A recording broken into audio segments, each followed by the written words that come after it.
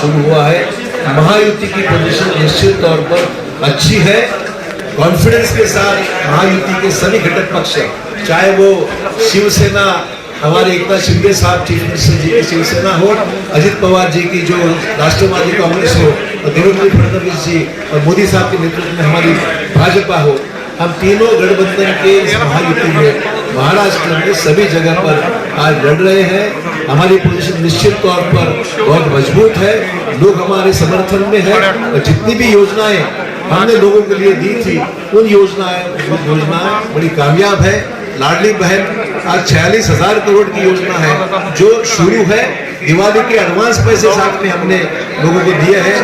किसानों के लिए 7.5 हॉर्स पावर का मुफ्त बिजली वहां पर लोगों को मिल रही है। अनाज गरीब लोगों को अनाज मुफ्त में मिल रहा है। तो महाराष्ट्र में जितनी भी जरूरतमंद लोग हैं उनकी पूरी भलाई के लिए, उनके सब विकसित के लिए, विकास के लिए सरकार कटिबद्ध है। और जो भी योजनाएं हमने शुरू की है उसका अमल पूरी तरीके से महाराष्ट्र में हो रहा है।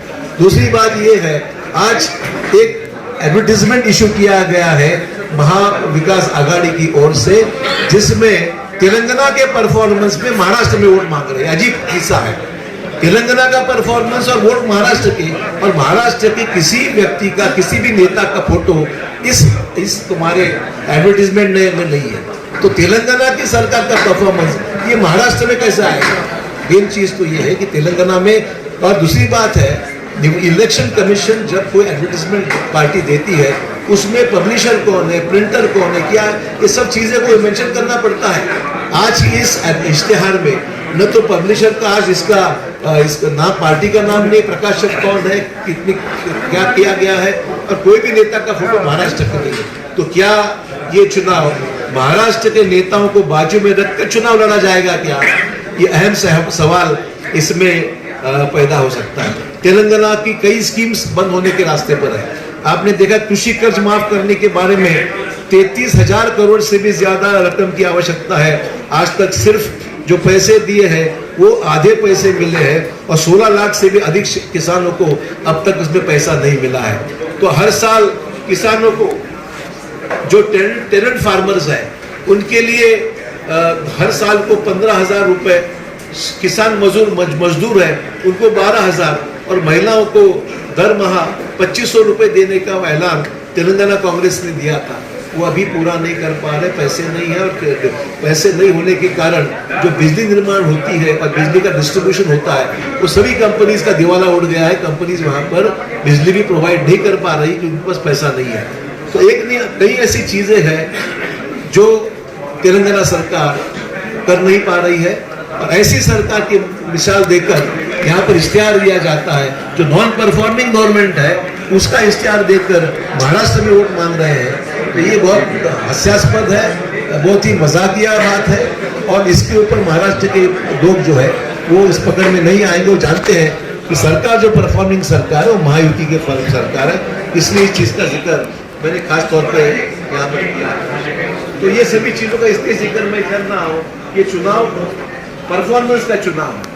लोगों के सामने जब हम जाते हैं तो लोग हमें पूछेंगे आपने क्या किया है, तो 2.5 साल का परफॉर्मेंस ही हमारा परफॉर्मेंस लोगों के सामने है, जिसका अमल इस राज्य में हो रहा है। तो इसलिए मेरी गुजारिश है कि फेक नैरेटिव के झांसे में लोग ना आए।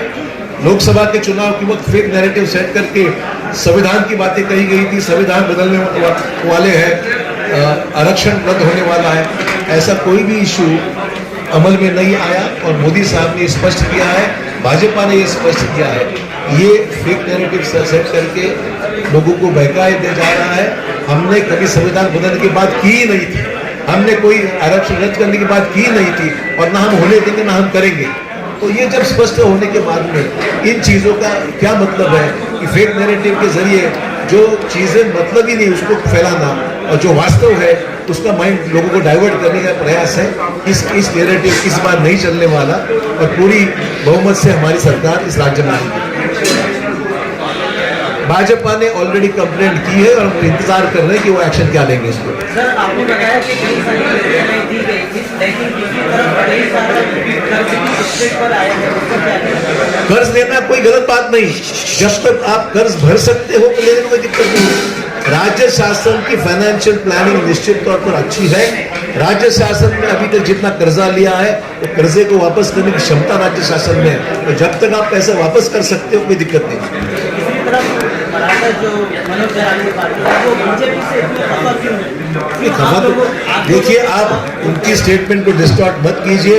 उन्होंने कल एक बयान ऐसा दिया था, परसों की बात है, कि भाजपा भी का नेता भी कहीं अगर वो मराठा आरक्षण के समर्थन में काम करता है उसको भी हम मदद करेंगे। ये बयान जरांगे पाटिल ने किया। तो वो कोई पार्टी से कमिटेड नहीं है, ना तो वो महायुति से कमिटेड है, ना महायुति आघाड़ी से कमिटेड। उनका कहना है कि मराठा आरक्षण के समर्थन में जो भी पार्टी काम, भाजपा भी काम करती है तो मदद करेंगे। उनका स्टेटमेंट है उनका। आपको लगता है कि CAA और NRC होना चाहिए? देखो सर, अभी ये इशू अमित शाह ने कहा था कि इस चुनाव का वो इशू नहीं है। ओवीसी जी और असाउद्दीन जी कह रहे हैं कि वो हिंदू मुस्लिम का जो इशू है वो चुनाव में लाया जा रहा है। बिल्कुल नहीं, भाजपा की ओर से ऐसी जरूरत ही नहीं पड़ती है।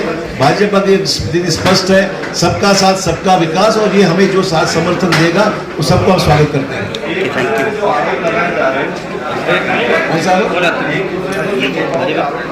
देखिए, महाराष्ट्र के ये जो लोगों के दिमाग में, कुछ लोगों के नेताओं के दिमाग में है, एक दूसरे पर लांछन उठाकर एक दूसरे के बारे में व्यक्तिगत तौर पे जो बातें कही जाती है, महाराष्ट्र का वोटर सुनने है, समझदार है, ऐसे एक दूसरे को कीचड़ उछाल के वोट अगर मांगे जाने वाले होंगे तो लोग उसको समर्थन नहीं देंगे।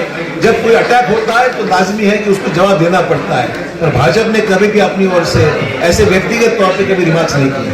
Subscribe now and press the bell icon. Never miss an update.